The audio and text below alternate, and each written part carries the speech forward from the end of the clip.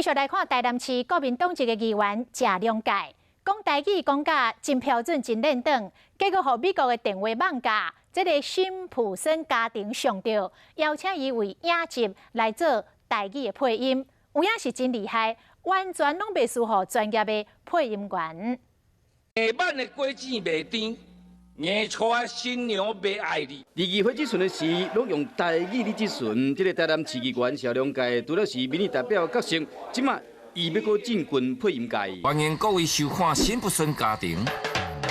和美国出名的网家辛普森家庭上吊，台语配音声音表情拢真水，和网友笑讲，谢良介根本就是好议员耽误的配音员。你知影啥物叫做乞食派葫芦吗？啥物啦？鸡身啦！啊，不就很懂理？哈哈，sorry。伫议会内面上爱引起人注意的就是伊甲行政院前院长赖清德这段对话。这什么剧本？观众看这集就是希望看到我甲威廉 BL 的剧情。观众吼看这集就是要看我看威廉的 BL，就是这个 Boys Love 吼。有某一个政党啊，交他安尼吼，俗语讲留得五湖明月在，不怕无处下金钩。威廉加油！